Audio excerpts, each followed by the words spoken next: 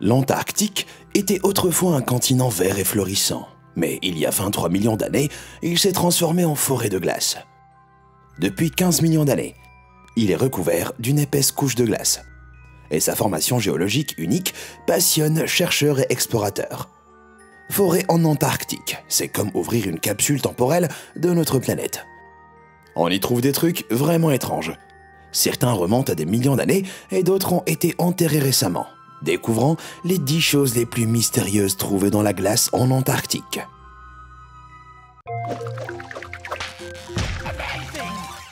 Numéro 10, les spermatozoïdes de vers anciens.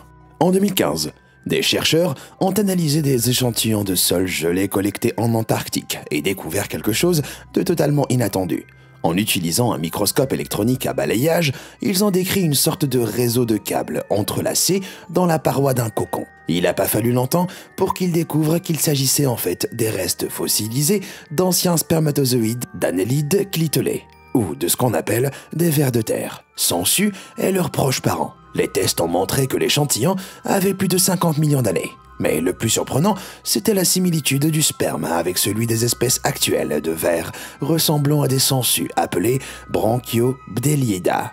Ces vers sont censés vivre uniquement dans l'hémisphère nord, mais cette découverte a élargi leur répartition et posé une nouvelle énigme aux scientifiques. Comment ont-ils évolué ? Une enquête plus approfondie a eu lieu avec des imageries à haute résolution et la collecte de nouveaux échantillons. Mais quel que soit le résultat, c'est la preuve que l'Antarctique contient des indices qui pourraient changer notre compréhension du développement de la vie sur la planète. Numéro 9, la forêt fossilisée. Fin 2016, des chercheurs ont découvert des fragments de fossiles en Antarctique provenant d'arbres remontant à peu près à l'époque de la plus grande extinction de masse au monde, il y a environ 260 millions d'années. Ils ont trouvé dans les couches de roches sédimentaires sous la neige du promontoire McIntyre. Les fossiles contenaient des indices sur la biologie des arbres et même des micro-organismes et des champignons préservés qui vivaient dans la forêt. Les plantes qui y vivaient pouvaient s'adapter à l'environnement bien plus vite que celles de maintenant. Si les arbres d'aujourd'hui peuvent mettre plusieurs mois à passer d'une saison à l'autre, les arbres de l'Antarctique y arrivaient en quelques semaines. Ils survivaient non seulement de 4 à 5 mois d'obscurité totale, mais aussi à 4 à 5 mois de lumière continue. Les scientifiques ne comprennent pas encore comment c'est possible, espérant qu'ils réussissent à résoudre ce mystère bientôt, car leur découverte pourrait être appliquée aux efforts de conservation des forêts. Numéro 8, le crâne humain de 200 ans. En 1985, un objet a été découvert à Yamana Beach, sur les îles Shetland du Sud, en Antarctique. C'était un crâne humain qui appartenait à un des premiers visiteurs de l'Antarctique, une femme indigène du sud du Chili d'une vingtaine d'années, qui serait morte entre 1819 et 1825. Ce sont les plus anciens restes humains découverts en Antarctique. Leur emplacement était inattendu.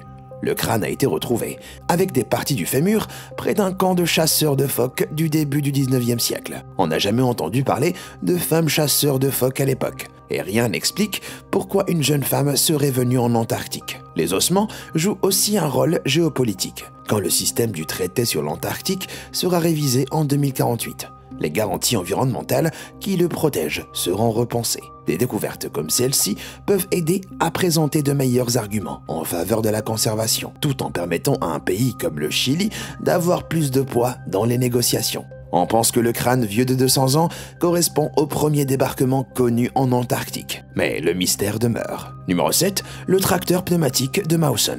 En 1912, à peine 9 ans après le premier vol des frères Wright, l'explorateur australien d'origine britannique, Douglas Mawson, a amorcé sa tentative d'exploration du pôle Sud depuis les airs. Sa première et unique tentative a été entravée par un pilote à la gueule de bois qui a réussi à cracher l'avion lors d'un vol d'essai en Australie. Mawson a envoyé le pilote d'essai en Grande-Bretagne, mais a décidé d'emmener l'avion qui ne volait plus, mais marchait, en Antarctique pour l'utiliser comme tracteur et tirer ses traîneaux sur la glace. Le moteur de l'avion a malheureusement pas pu fonctionner et Mawson a dû l'abandonner au cap Denison. Le moteur a été retiré et renvoyé à la compagnie d'aviation Vickers et le fuselage est resté sur place. On pensait que ce qui restait de l'avion était perdu, jusqu'à ce qu'il soit à nouveau repéré en 2009, grâce à l'heureuse combinaison d'une lune bleue. et marée exceptionnellement basse. Un charpentier qui faisait partie d'une équipe d'explorateurs qui avait passé 3 ans à rechercher l'avion a repéré des fragments du fuselage près du cap Denison. Sans ça,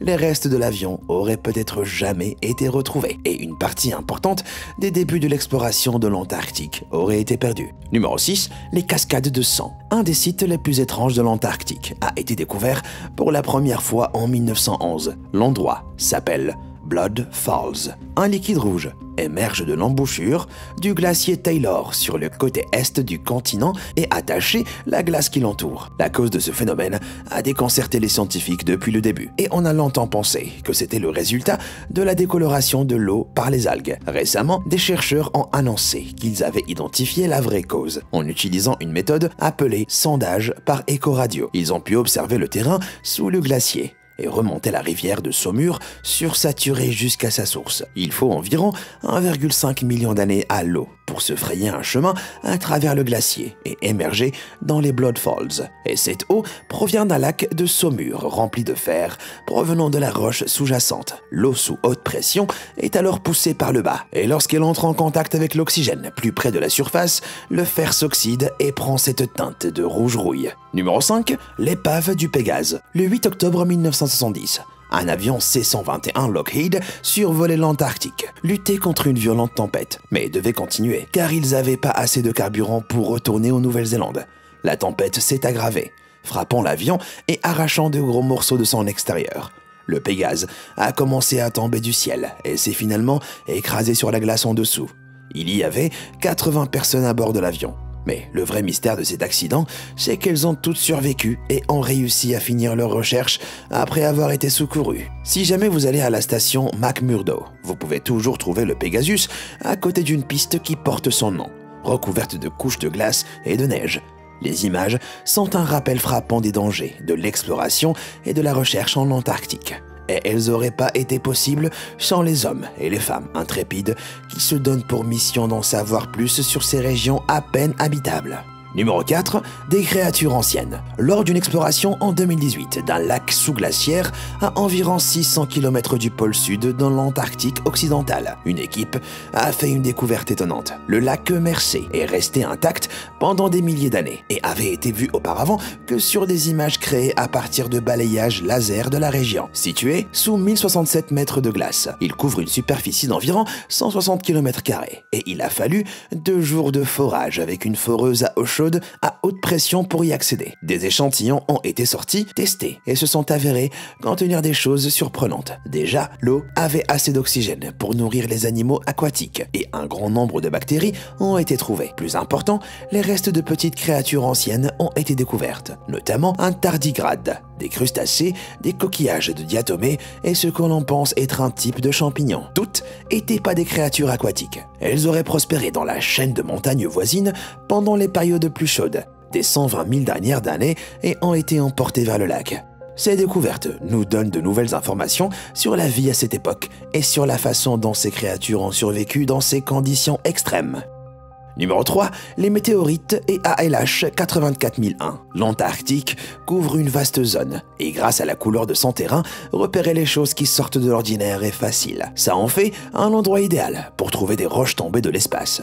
Une équipe de scientifiques financée par la NASA, appelée Recherche Antarctique de météorites, ou ANSMET, y va chaque année et a fait de belles découvertes. Une s'appelle ALH 84001 et a été trouvée en 1984 dans les collines d'Alan. On pense que la roche de 2 kg proviendrait de Mars. Et en 1996, un groupe de scientifiques a dit avoir trouvé des preuves dans la météorite, suggérant qu'elle contenait des fossiles de bactéries martiennes. Cette preuve a fini par être réfutée, bien que la discussion soit considérée comme un tournant dans l'histoire de l'astrobiologie. Depuis la première expédition de l'ANSMET, il y a 40 ans, plus de 200 ans ont participé et au moins 20 000 spécimens ont été ramenés. En fait, les 2/3 des météorites des collections dans le monde viennent de l'Antarctique. Il n'y a pas que les missions dirigées par les États-Unis qui y font des recherches. Le Japon, la Chine, Corée du Sud, Italie, Belgique et Grande-Bretagne ont envoyé des équipes. Et qui sait, on trouvera peut-être les meilleures preuves de la vie dans l'espace sur le sol d'un des endroits les plus hostiles de notre planète. Numéro 2, les neutrinos. Le modèle standard de la physique des particules décrit plusieurs types de particules subatomiques qui existent dans l'univers. Pour la plupart, elles ne sont détectables que si une machine très grande est construite à cet effet, comme le grand collisionneur de Hadron. La seule exception à ça, c'est les neutrinos. Leur nom veut dire « petits neutres ». Et c'est parce qu'ils n'ont pas de charge électrique, ce qui les rend très difficiles à détecter. Ils sont créés dans des processus nucléaires, mais interagissent peu avec quoi que ce soit d'autre, malgré leur nombre. On pense qu'il y a jusqu'à 1 milliard de fois plus de neutrinos dans l'univers que de neutrons. Et 100 milliards d'entre eux passent entre vos doigts en ce moment. Un laboratoire a été installé en Antarctique pour étudier les neutrinos, vu qu'il y a plus de chances d'en observer un, interagir avec de la glace densément tassée. On appelle ça l'expérience Ice Cube. Et une découverte incroyable a été faite en 2017, quand un neutrino a été repéré, et les chercheurs ont pu retracer son origine. Un trou noir supermassif en rotation au centre d'une galaxie appelée un blazar, à 3,9 milliards d'années-lumière.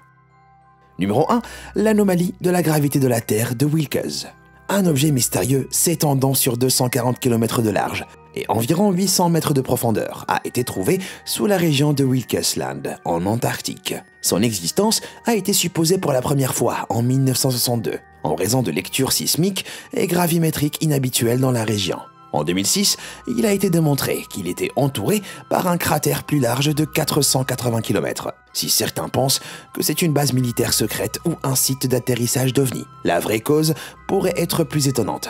Certains chercheurs pensent que c'est un cratère d'impact d'un astéroïde, mais qui était plus du double de la taille de celui qui a frappé Chicxulub et anéanti les dinosaures il y a 65 millions d'années. L'impact aurait eu lieu il y a moins de 500 millions d'années, une cause possible de l'événement d'extinction du Permien-Trias, qui s'est produit il y a 250 millions d'années. La plus grande extinction massive depuis le développement de la vie multicellulaire. On le saura avec certitude quand des échantillons du site seront déterrés. Difficile de savoir ce qu'ils révéleront, mais l'importance des lectures mystérieuses de l'anomalie doit pas être sous-estimée.